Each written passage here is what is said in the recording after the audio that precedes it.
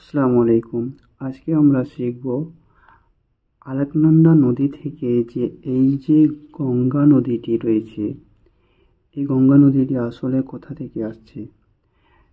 আমি একটা ছক বানিয়েছি, সেই অনুযায়ী আমি বোঝানোর চেষ্টা করছি।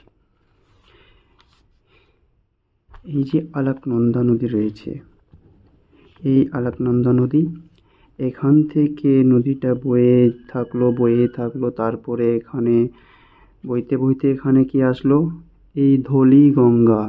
এই ধলিগঙ্গা নদীটি আলাকনন্দায় এসে যুক্ত হয়ে গেল।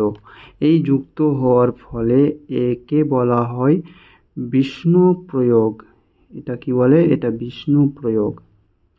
আবার আলাকনন্দা কি করলো, ওই বইতেই থাকলো। এখানে এসে আবার এখানে নন্দা দেবী নদীটি এসে আবার আলাকনন্দার সঙ্গে যুক্ত হয়ে যায়। এই যুক্ত হওয়ার কারণে একে বলা হয় নন্দ প্রয়োগ।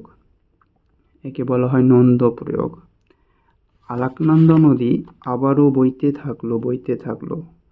সে বইতে বইতে আবার এখানে আসলো পিণ্ডারী নদী।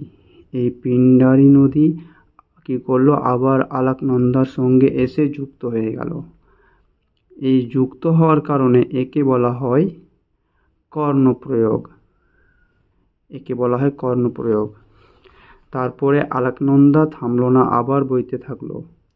এই বইতে থাকলো। আবার এই বাম দিক থেকে এই মন্দাকিনী নদীটি আবার এসে এই যে আলাকনন্দার সঙ্গে যুক্ত হয়ে যায়। আর এই যুক্ত হওয়ার কারণে একে বলা হয় রুদ্র প্রয়োগ। আবার আলাকনন্দা বইতে থাকলো। আবার সেই দিক থেকে ভাগীরথী নদী চলে আসলো। ভাগীরথী নদী এসে এখানে যুক্ত হয়ে গেল। এই যুক্ত হওয়ার ফলে একে বলা হয় দেব প্রয়োগ। এবার এখান থেকে উৎপত্তি হলো গঙ্গা নদী। একে বলা হয় গঙ্গা নদী।